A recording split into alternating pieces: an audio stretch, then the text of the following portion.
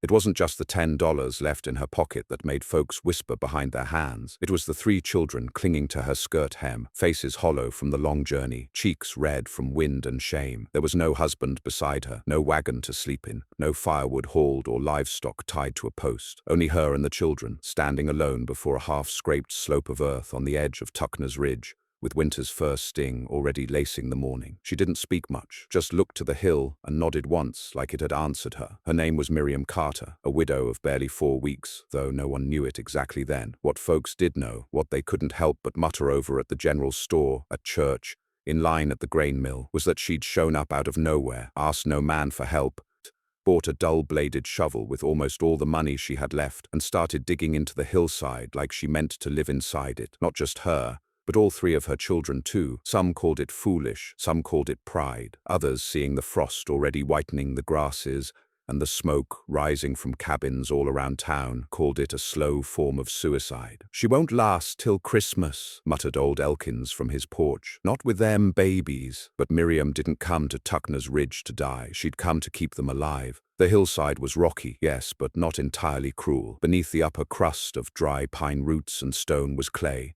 Dense, heavy, cold, the kind of earth you could shape if you knew how. Miriam had no formal engineering, no books, no maps, but she had hands blistered by necessity. A memory of how her father once showed her to brace a tunnel in Tennessee, and three children whose teeth chattered more each night they spent curled under borrowed blankets beside a borrowed stump. She dug, first a small hole, waist deep, then she cut branches and laid them across the opening at night so no animals would sniff in. Each day she dug deeper, wider. The children fetched stones, stacked them in piles. On the fourth night, when the first snow fell in light dust, she set 2 branches as uprights and 1 across as a frame. Then she layered old pine and sod on top. It was not a cabin, it was barely a den, but it was warmer inside than the wind outside. At night she held her youngest, Annie, tight to her chest, with little Thomas and Sarah pressed in on either side. Their breath steamed. The walls of the dugout were earthen, but the heat of 4 bodies began to matter. Still, it wasn't enough. Not yet. By the second week, she had hollowed a full room, 10 feet wide, 7 across. She lined the walls with moss she gathered from stream beds below the ridge and packed it with clay to seal out drafts. A settler named Hugh Kramer passed her one afternoon while hunting squirrel and offered her a ride to town. She shook her head. "We're staying here," he said, eyeing the muddy hole. "Lady, snow's gonna bury you." She didn't respond, just went back to digging. The next morning, she hiked with the children 6 miles to the edge of Tuckner's Creek and found the stones she needed. Flat, heavy, the kind that hold heat when you place them near fire. She carted them back in a cloth sling over her back, 3 at a time, through light snowfall, again and again.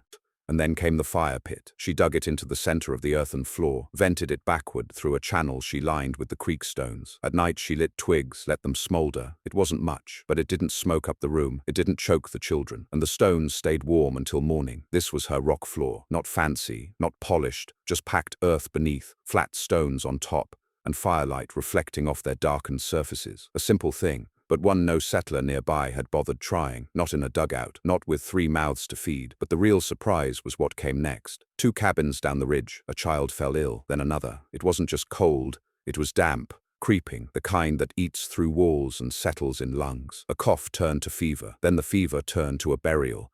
The widow's children, some claimed, would be next, but they weren't. The fever never reached them. While drafty cabins fought to stay above freezing, Miriam's dug-in shelter, with its moss-sealed walls and sun-warmed clay, never dipped below 38 degrees. The rock floor, what folks had called a waste of a woman's energy, held the day's warmth long after the fire had dimmed, and her children stopped coughing, their cheeks flushed pink again. Still, she told no one. She had no interest in proving herself. Her work was for them, not the town. They were her whole world now. Everything else, the gossip, the looks, the judgment, fell outside the shelter's clay-packed walls, but the town couldn't help noticing. Around the second full snow, Reverend Pike himself came by with a sack of flour. He didn't ask to come in, just stood outside the low dugout and cleared his throat. "Miss Carter," he called, "you needn't be too proud to ask." She stepped from the sloped entrance, hands raw, hair tied back with a string. "I ain't too proud," she said. "I just don't like waiting to be told I'm wrong before I've even had the chance to try." He lowered the sack, cleared his throat again. "It's not wrong. It's unusual. But the Lord guides many hands." She looked past him at the distant hills. "The Lord didn't dig this shelter. My hands did. My babies were cold." He left the sack, said nothing more. By December, she had added another chamber, one for storing meat, lined with pine needles and packed snow. She'd traded a set of mittens she'd sewn for a quarter-pound of jerky. The children helped her create a second vented trench for smoke and warmth.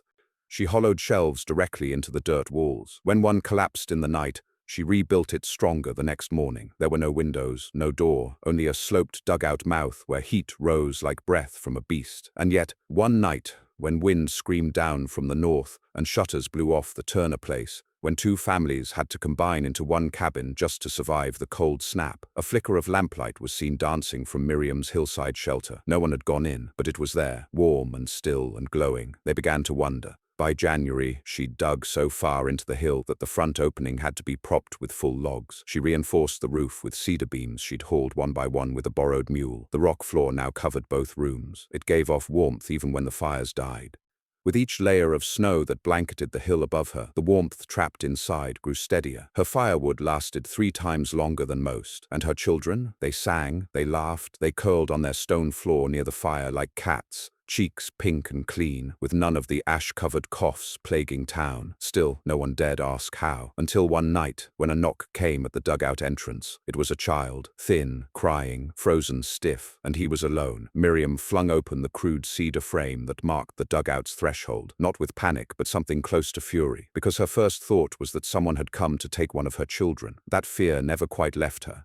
Not since she'd buried her husband in that snow-covered stretch of Dakota prairie 4 weeks back, with only a borrowed shovel and no preacher in sight. But it wasn't a lawman, and it wasn't a settler with demands. It was a boy, no more than 10, red-faced, mouth blue, sobbing through clenched teeth with fists balled up like he meant to fight the cold, but had long since lost. His boots were soaked through, his coat too thin, and snow caked his sleeves like icing on a corpse. Miriam didn't hesitate. She didn't ask whose he was or why he was out in the dark. She yanked him inside, slammed the brace closed behind them, and yelled for Sarah to bring the thickest blanket they had. The rock floor was warm underfoot, still radiating heat from the embers she'd banked after supper. She wrapped the boy, knelt beside him, and pushed hot broth into his trembling hands. He couldn't speak for nearly 10 minutes. Then, "My ma's sick," he whispered, barely audible. "She sent me for help. No one opened." "Where do you live?" Miriam asked. "Over the rise, near the pines. Pa left for feed 2 days ago, and ain't back." She pressed a hand to his forehead, cold as stone, but not frostbitten, not yet. Sarah brought more broth. Thomas stood quietly near the fire, watching. Miriam's own children didn't speak. They could read her face. Without another word, she threw her shawl over her shoulders, grabbed the lantern and a spade, and told Sarah to keep the fire hot. "Don't let it die. If I'm not back by dawn,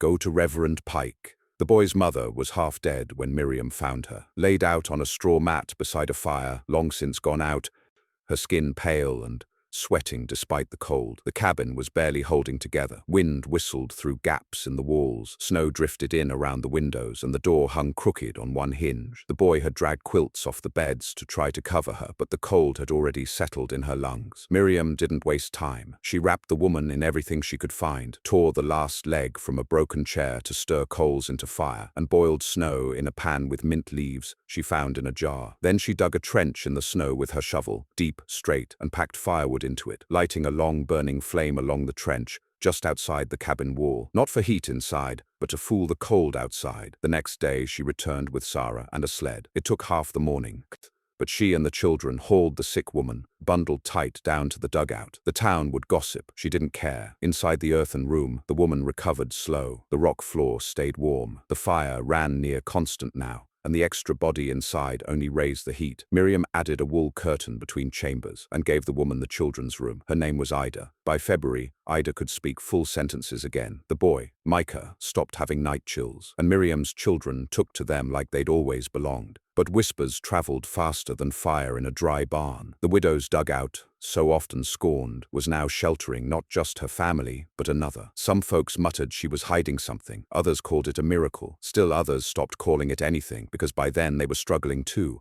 3 cabins had lost roofs to wind, 2 others had to burn furniture for heat, and the Dawson baby died from exposure despite being wrapped in 4 blankets. Meanwhile, Miriam's dugout, packed with 4 children and 2 women, stood firm. Its walls were cold but never freezing, its roof never leaked, and its firewood, burned slow and even over a flat stone base, lasted days longer than even those with iron stoves. Some said she'd struck a heat vent beneath the ridge, others claimed witchcraft. But one man, Ezekiel First, came to her door with no judgment at all, only a newborn wrapped in hide, and a wife who hadn't eaten in 3 days. "She's fainting," he said, eyes raw. "We lost the stove in the storm. I don't ask for charity, ma'am. I'll split wood, I'll dig latrines. Just don't let my girl freeze." Miriam stepped aside.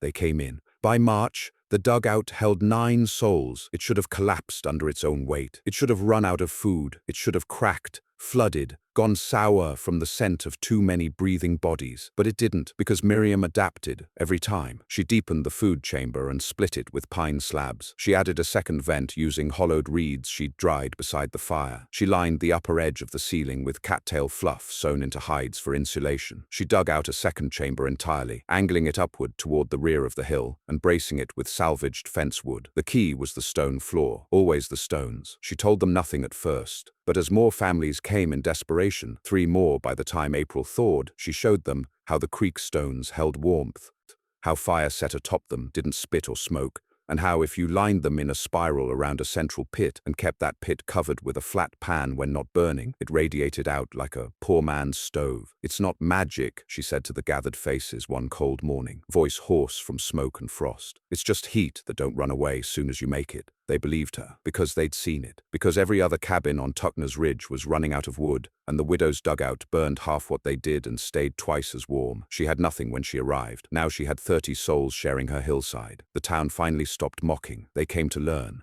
But not all were grateful. A man named Horace Kinney, who had refused to let his wife visit Miriam's dugout even as their daughter burned with fever, came storming through the ridge trail one dawn in early April, shouting for the widow. "You took my wife!" he screamed. "She gone to your hole in the earth like a dog." Miriam stood in the dugout's mouth, lantern in hand, coat still half-buttoned. He was wild-eyed, one boot untied, beard full of frost. "She came on her own," Miriam said calmly. "No one here chained her. You're turning this place into a commune, like the old cults out east." Miriam didn't flinch. "No one forced your wife. She came because she was cold, and because your chimney collapsed 2 nights ago and your girl was too weak to cry." "I'll burn this hole down," he shouted, but he didn't, because behind Miriam now stood Ezekiel and Ida and 5 others, faces hard, voices low. "You touch one rock," Ezekiel said, "and you'll be laying under it." Kinney left.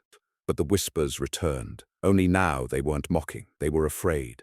Come the final thaw, the townsfolk gathered to decide what to do. They'd never had a shelter like this, never had a place dug into a hillside that held 68 degrees when the outside snow still melted slow. They walked through it in shifts, many for the first time, touching the clay walls, the moss-sealed joints, the cool breeze still drifting through the vented smoke path. And most of all, they touched the floor. The rocks were still warm, not hot, not burning, but warm, like they'd soaked up months of fire and now refused to let go. "How?" someone asked her. She shrugged. "It holds what you give it, that's all. It holds." They asked to build their own. She didn't charge. She just showed them. No plaque was set. No newspaper printed it. But that spring, 11 families in Tuckner's Ridge abandoned their cabins and began digging, and every one of them asked her to bless the floor before the first fire was lit, not because they thought she was holy, but because she had already proven heat begins with the hands that never stop digging. The spring rains came harder than any in living memory, the kind that pulled shingles from rooftops and sank wagon wheels deep into sucking mud. But where most of Tuckner's Ridge lay battered under churning grey skies, Miriam's dugout held. In fact, the rain made her shelter warmer, because she had packed the outer layer of the roof with clay and moss weeks prior, shaping the slope to guide water away in smooth channels, not cracks. And as the water trickled across the sod-covered hump of earth that was now her home, it sealed tighter. No leak, no drip, no wind. The settlers, who'd started copying her dugout style, scrambled to finish theirs, but few had planned ahead like she had. Most had dug forward, not down. Few had thought to use stone beneath the fire pits. Most had never asked why her rock floor never turned to mud. But Ezekiel had noticed. "It's not just the stones," he said one evening, sitting near the fire while his baby slept soundly for the first time in days. "You shaped the ground first, sloped it." Miriam nodded. She was stitching together 2 rabbit hides for Ida's son. "If it drains wrong, you sleep in a puddle. I made it high in the middle, slopes outward." Most folks would have never thought of that. I wasn't most folks. She didn't say it pridefully. She said it like someone stating a fact she never wished was true. That April, Miriam expanded again. Not because she wanted to, because the ridge brought her another mouth. This time, it was a girl, 12, curly-haired, eyes fierce, walking alone with a sack on her shoulder and a rifle she could barely carry. She said her name was Joy, and that she had no father. Her mother had died birthing her youngest brother, who'd frozen in the cabin a week prior while she went looking for help. "I buried them both," she said with a dry mouth and steady eyes. "Don't want to talk about it?" She stood in the dugout entrance like a ghost from a campfire tale. Dirty, drenched, rigid. Miriam took her in. Joy never spoke of that week again, but she took to the shelter's tasks, like she'd always lived underground. She split wood with a rhythm that matched Miriam's own. She repacked cracks in the ceiling with fresh moss, built her own cot from salvaged planks, and began teaching the younger children how to layer stones so they wouldn't shift when the fire popped. "She's yours now," Ida said quietly one night. "Whether you like it or not." "I know," Miriam said, and she meant it. By May, word of the widow's Hillside reached towns farther out, across Pine Hollow, even towards Silver Post. It wasn't gossip now, it was survival. Several families rode out, walking beside mules, not to move in, but to ask her how she'd done it. Not just the dugout, but the warmth, the way it kept holding heat even in the sleet, how the fire used half the wood, how her children hadn't caught so much as a chill. She never turned anyone away. Some brought goods, flour, lard, beeswax candles. She refused coin. But one woman brought 6 heavy bricks of clay pulled from a creek bed down south. "I hear you're good with dirt," she said. Miriam built a second smoke tunnel with them. Heat retained longer. And by June, settlers began trying to mimic her stone floor layout, but none could quite match the warmth. They asked her what the secret was. She told them what she could. "You can't just throw rocks down and light a fire," she said. "You have to learn the stone. Some hold heat, some don't. Some crack when the fire's too strong. Others hold steady for days. It ain't just the shape, it's the kind. I hauled mine from the river mouth, where it meets the ridge clay." They stared at her like she was a wizard, but she wasn't. She was a widow with 3 children and $10, and she had watched the fire longer than anyone else. One day, a man named Walker, new to the ridge, came striding up with 2 oxen and a wagon full of slate. Said he wanted her to build him a proper warm floor. She shook her head. "I don't sell floors. I'll pay good, better than any of these others." She wiped her hands. "It's not about pay. It's about care. You can't just stack stone and expect it to work. You have to shape the ground first. You have to listen. Listen to what? To the cold, where it comes in, where it stays, where it fights you." He frowned. "Lady, I just need a warm cabin. Then dig, and listen while you dig, or your stone'll crack." He left, confused. But a week later, she found him hauling clay. The shelter by now resembled nothing like what she started with. The original room had become a kitchen, lined with hide-insulated nooks and the old fire pit at center.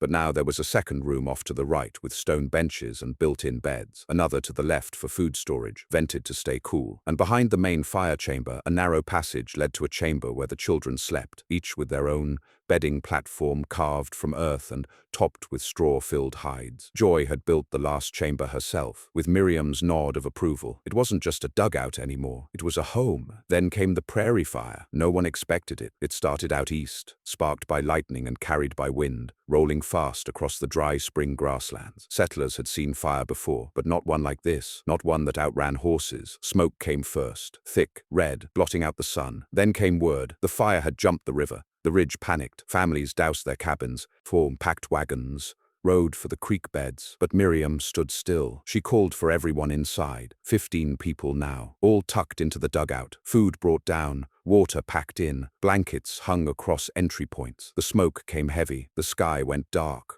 The wind howled, and above their heads, the world burned. They heard it, roaring like 100 locomotives. Ash sifted through the vent, but the fire never breached. The rock floor glowed faintly from the heat it retained. The clay ceiling did not crack. When the fire passed, 2 hours later, the hillside was scorched. But Miriam's home had not even warmed past 73 degrees. Outside, most cabins were gone. Charred skeletons of walls, melted windows, collapsed chimneys. The earth was black. Inside, the dugout walls still held firm. And by dawn, settlers returned, not just for heat now, but for protection. They begged her to teach them. She didn't hesitate. "We start with the floor," she said. "We build from the heat up." And from then on they did. It didn't take long for the charred remains of Tuckner's Ridge to turn to silence. After the prairie fire, the few structures left standing were soaked, blackened, or caved in. Nothing smelled right anymore. Ashes clung to clothes. Water tasted of soot. Even the wind carried a strange, dead stillness. Yet through it all, Miriam's dugout hummed with life. Not joyful life, at least not yet, but life held firm by rhythm, by warmth, by the clean routines of survival, the kind that carries people forward 1 hour at a time. Morning fire, water boiling, rock floors brushed clean, shelves checked, blankets mended, heat measured by the feel underfoot. No one argued, no one slacked. Every soul inside knew what the place had become. It wasn't a shelter anymore. It was the town. Ezekiel said as much one morning as he watched Miriam chip a clay ridge to redirect runoff from the ceiling vent. "You realize this is the courthouse, church and inn now, right?" Miriam didn't answer right away. She was squinting at a drip mark in the stone wall, gently laying fresh moss into a crack, her sleeves soaked with rainwater, hair pulled back tight with twine. "You say that like I asked for it," she finally muttered. "You didn't." "We did." He paused. "You saved this whole damn ridge, Miriam." She shook her head. "No, I just didn't let it kill me." By late May, families began rebuilding, but differently. They didn't try to copy the cabins they'd lost. They asked Miriam where to dig. They asked her where the ground stayed dry, where the wind wouldn't strip heat, where the river stones were close enough to haul in small loads. It wasn't just her design they wanted, it was her wisdom. She led a crew of 12 down toward the south bend and showed them how to mark a slope with string. She tapped her boot along the dirt and said, "Too soft here, this'll rot." She cracked a stone with her hatchet and said, "This one's wrong, splits easy. You want black river shale, flat and dull, holds fire longer." She knelt with the youngest boys and showed them how to pack clay with cattail fluff for insulation, how to carve side vents that wouldn't draw back smoke, how to read the wind by watching how the moss curled on the ridge trees. None of it came from books. She'd never owned one in her life, but her dugout, now triple the size of the original, never dipped below 60 degrees, not even when the night rains turned to hail. One day, as the summer heat rolled in, Reverend Pike arrived again. He'd visited before, but never like this. Now he came with a wagon, not full of flour or tracts, but with his wife and 2 grandchildren, faces pale, wagon wheels half mired in black mud. Their cabin had collapsed in the storm the week prior, and the barn they'd taken refuge in had flooded 2 feet up the wall. They'd eaten their last salted meat 3 days earlier. He stood at the entrance of Miriam's dugout like a man waiting for judgment. She said nothing, just stepped aside. They filed in, not a word spoken. She handed the children boiled cornmeal, stoked the fire. The floor was warm beneath their bare feet. "I've said it wrong.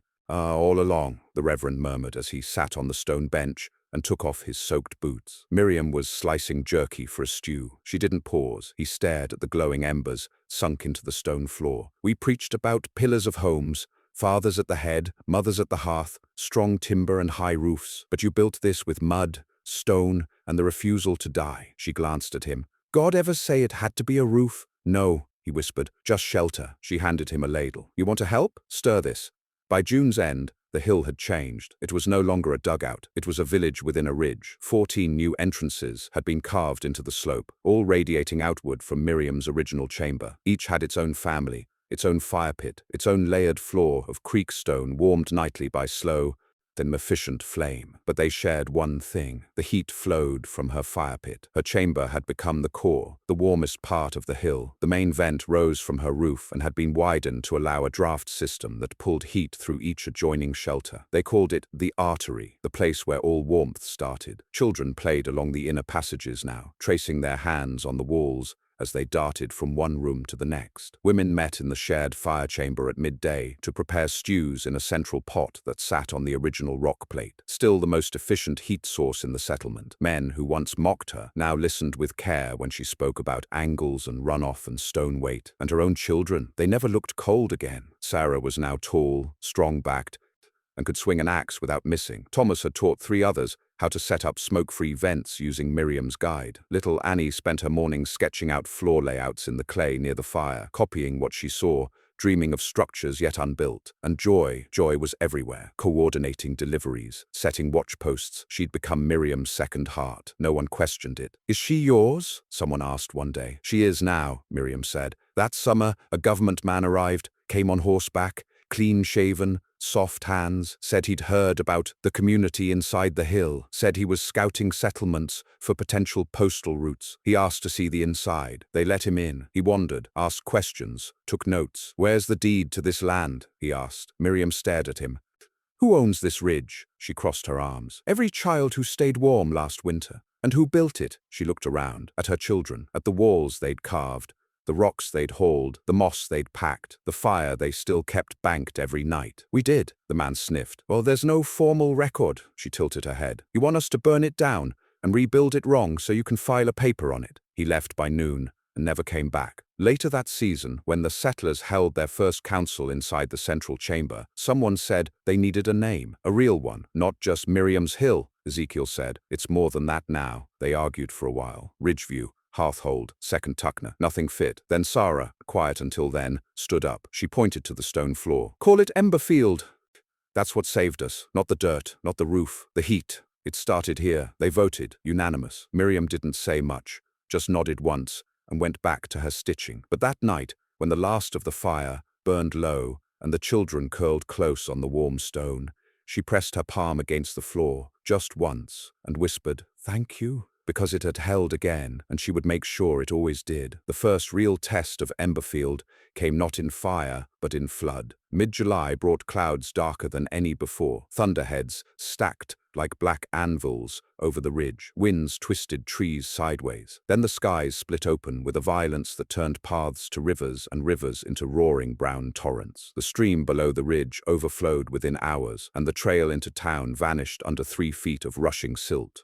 But inside the hillside, the rock floor stayed dry. It was Miriam who had anticipated it, of course. Weeks prior, she'd sent the older boys to dig a runoff trench, 2 feet wide, 3 feet deep, angled down from the upper crest of the ridge, cutting around the outer dugouts and feeding out to the north slope, lined with slate and packed tight with moss. The settlers had grumbled, said the sun was hot and the work dull. Now they saw its purpose. While nearby shelters flooded, Emberfield's channels carried the water like veins. One settler, Miles Redder, stood in the storm, soaked to the waist, watching the flow rush past the trench Miriam had designed. "She built a river," he whispered. "Inside the ridge." He was half right. She hadn't built a river. She'd taught the earth where not to fight her.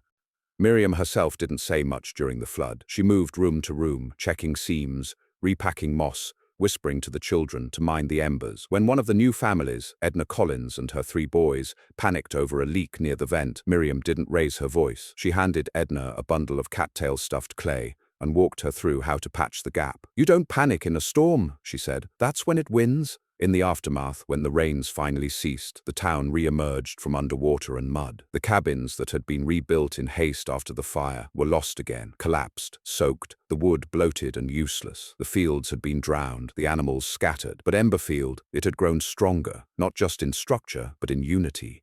The settlers no longer waited for Miriam's lead. They began acting with her instincts. Joy had led the effort to reseal the main vent before the storm hit. Thomas had checked every chamber for mold. Annie had organized the smaller children into fire teams, who made sure each corner hearth stayed burning and dry. And Sarah had started carving names into the beams that held up the central fire room. Not fancy, just initials and the number of days each family had stayed warm. A log of sorts, one the townsfolk began coming to view like scripture. Miriam never asked her to, but when she saw it, she didn't stop her. The next arrival was not a settler, but a stranger, a woman, traveling alone, on foot. She came with a wide hat, worn boots, and a bandaged hand. Said little except that she'd come from 3 valleys over, where the floods had taken entire barns, and she'd heard there was a place in the hill where fire stayed in the floor. "I need to see it," she said, near-starved, standing at the edge of the hill like it was a temple. Miriam let her in. The woman stepped onto the stone floor, barefoot, her soles muddy and cracked. When she felt the warmth rise up through her feet, dry, clean, steady, she wept. Miriam handed her a blanket. "You'll stay until your hands heal, then you can dig." And the woman did. By August, Emberfield had grown beyond even Miriam's reckoning. What began as one chamber now stretched across 33 dugouts, each connected by narrow, braced tunnels lined with stone and clay. The original fire pit had become a communal forge. The far chambers, cooler, drier, were used to store grain and meat.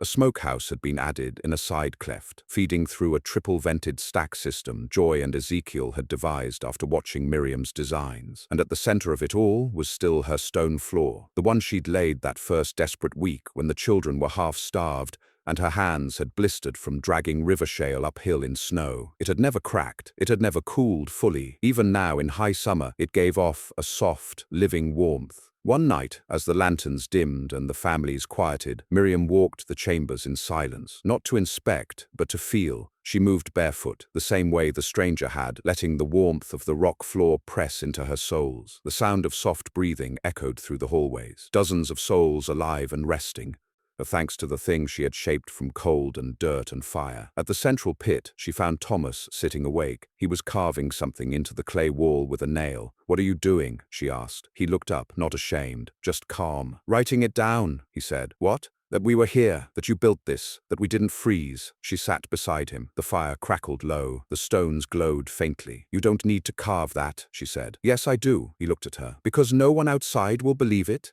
And maybe he was right, because when the next winter came, sharper than the one before, with winds that carried needles and skies so grey they seemed carved from stone, the only place in the whole region that never dipped below 55 degrees was the hill. Settlers came from 10, 15, even 20 miles away. And they brought children, elderly, animals, whatever they could haul. Some had nothing but the clothes they wore. Each one was taken in, not with speeches, not with conditions, just with open arms and warm stones. The town would never look the same again. The church, when rebuilt, was half underground. The schoolhouse had 2 vented chambers lined with black shale. Every home dug after that year was built with clay seams, moss insulation, and a rock floor. Not a single one was called a cabin anymore. They were called earth homes, ember homes, but everyone knew where it started. Years later, when Miriam was old and the children had grown, and the hill had become a place of legend, someone came with paper and pen, a man from the capital, sent to record the story. He asked Miriam how she built something that saved an entire settlement.